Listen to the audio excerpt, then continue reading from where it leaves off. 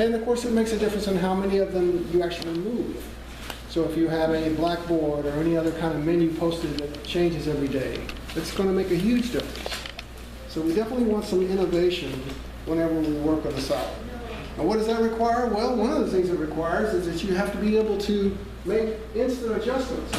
Like today, our refrigerator froze everything, so there's a lesson plan that just has to be instantly changed. So my point of, I guess, in a roundabout way is that you really need to be comfortable with this reality. And that takes years and years of just, doing it, but what I want you to accept right now, right this very instant, is that you must be flexible and non-linear artist. We're going to assume that you have the organizational skills, that you have the accounting skills, and that you have the graphic arts skills, and the photography skills, and the leadership skills, and all the other fun things that go into making for a successful food business.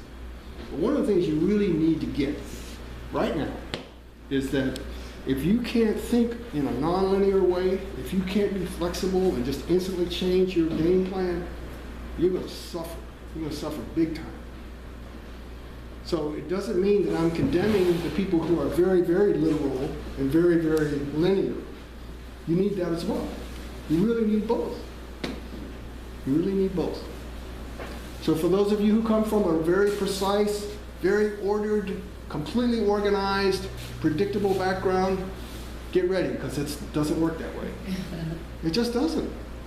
So I'm not the one that's deciding on the reality of the industry. I'm just trying to do okay in the industry. And so I found that it's much easier for me if I have both worlds covered. It's just really important. Okay, so today we're going to concentrate on a couple of dressings. A couple of dressings that combine different techniques you might have seen. One of them perhaps you have not seen. This is something that I guess maybe we need to get in the curriculum at some point. Very simple, really, but makes a huge difference.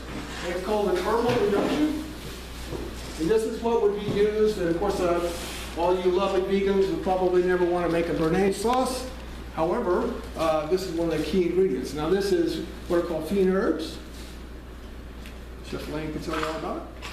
But the basic combo of this one just has chervil, scallions, parsley, and tarragon, most importantly, tarragon.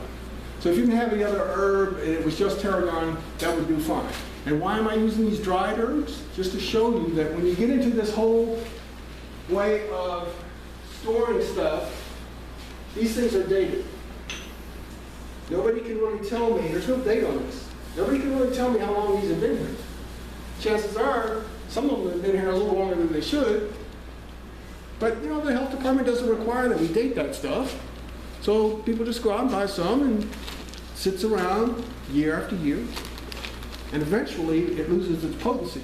But more significantly, it creates an aftertaste that isn't very pleasant. So if you're using spices that are really old, it's not just a question of them not being potent enough. They're definitely going to take away from the clean nature of your flavor profile. You definitely want to avoid those old spices. By small amounts, more often. It's not that difficult. You're food people, you're going to be going to the store all the time. Don't get stuck with a big old mother load of something that's been around for 4 years and expect it to taste good. That's not going to happen. So, you're working with some dried herbs because you couldn't get that fresh tarragon, or somebody realized that, oh my God, we're in the middle of the winter time. We don't have any fresh tarragon. Are you nuts? Well, okay. Got to have tarragon on the menu somehow, or you have a sauce that requires it. You could do an herbal reduction. Now, all I'm going to do here is just take. Oh, and by the way, in all fairness to you, just realize I expect you to take notes on this. This might look casual. I expect you to understand all the ratios that I give you today.